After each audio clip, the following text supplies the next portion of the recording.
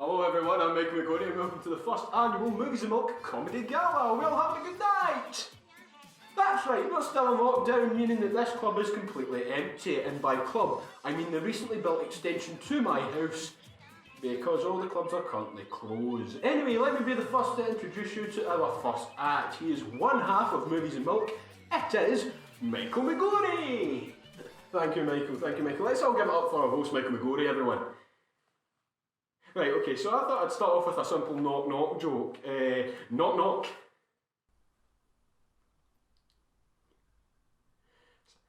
It's a tough crowd tonight. Hello everyone and welcome back to the Movies and Milk 30-day film challenge, where today myself and Michael will be discussing the films that we believe to be the funniest film ever made. No shit, you fucking belly. Or at least one that is certainly a contender for that title. Of course, very much in the same vein as any genre, the comedy genre is a particularly subjective category. Throughout the years there have been many films that have made me barely laugh. There have been comedy films that have momentarily given me respiratory issues, and in less severe times there have been comedy films which requires me to pause the film just for a moment so I can get it all out of my system. However, the film that I've chosen today is a film that I believe to be a much more consistent comedy. Of course, there are absolutely elements of the examples I just enlisted before. However, as I mentioned, this is a film that is very, very consistent with its jokes, that you don't necessarily have to laugh the hardest to appreciate it. And I'm talking about Judd Apatow's masterpiece, Knocked Up. Knocked Up follows the story of Ben Stone, portrayed by Seth Rogen, who is a stoner residing with a couple of his stoner friends in California. They are developing a new website called Flesh of the Stars, which is essentially a website where you can visit to see which films have nudity in it. One night out in the city he meets a young woman named Alison. He is definitely aesthetically way out of her league, but it is his patter and his persistence that really intrigues Alison. They go back to one of their households and have a wee bit of coitus. Do we have sex? Yeah. Nice. Unfortunately, in this case, Ben did not take any precaution with using protection during said coitus, and 6 weeks later he gets that dreaded call from Alison claiming that she is absolutely up the duff. Throughout the film, Ben really tries to make it work with Alison. They really want to give it a proper shot. They want to give a home to this child. They don't want to have to be another example of segregated parents. They genuinely want to make this relationship work for the sake of the child. This film is written and directed by Judd Apatow, who I believe to be among one of the greatest comedy writers of all time. What he does so fantastically well with this film is that he has the balance of comedy and heart. And that, at its core, is the very root of great comedy. Of course, you have your typical elements of the stoner comedy. However, through the film you do have scatters of genuine heart and some genuinely really touching moments. And he can base his script off of personal experience. Leslie Mann is Judd Apatow's wife in real life. And what's more is that he actually cast his own kids to portray the kids of Leslie Mann.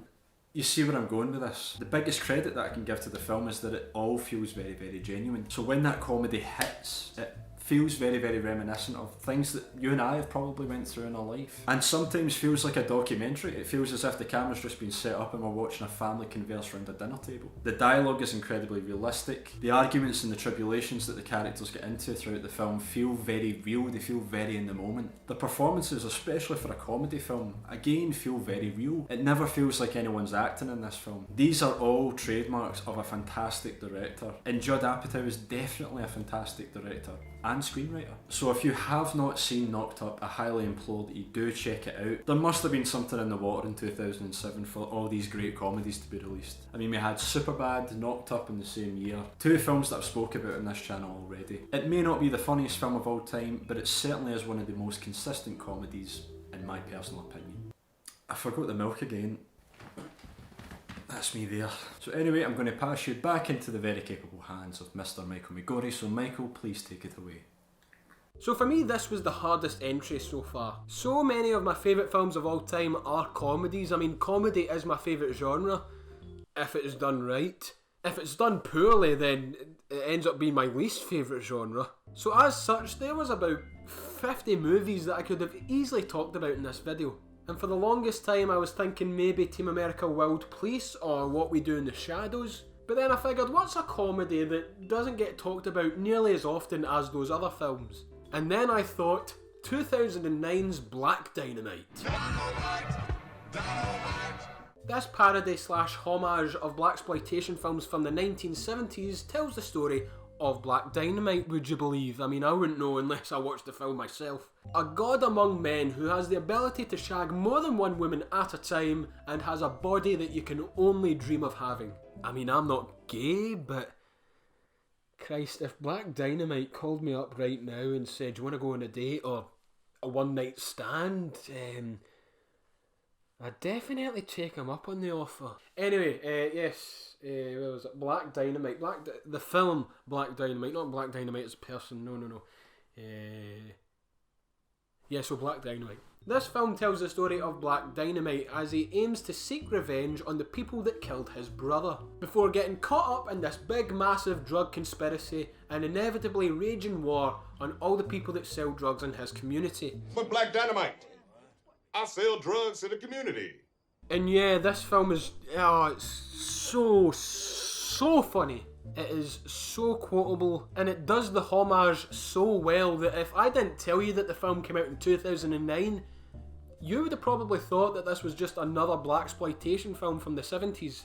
It's got everything from the hokey acting, the over-expository dialogue, the overuse of stock footage, poorly composited special effects, to having little production errors like having a boom mic appear in one of the shots and accidentally slapping one of the actors. Motherfucker! I don't really want to say much more than that besides watch Black Dynamite. As of right now, the film is available on Amazon Prime. It's less than 90 minutes long. It's a breeze. And yeah, we had to pick one of the funniest films that we had ever seen. And Black Dynamite is definitely up there.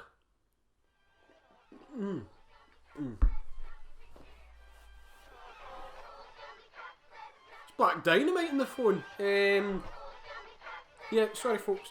I'll just need to take this. Hello? Christ, he's some man. He just came in, done that, and he didn't even move anything.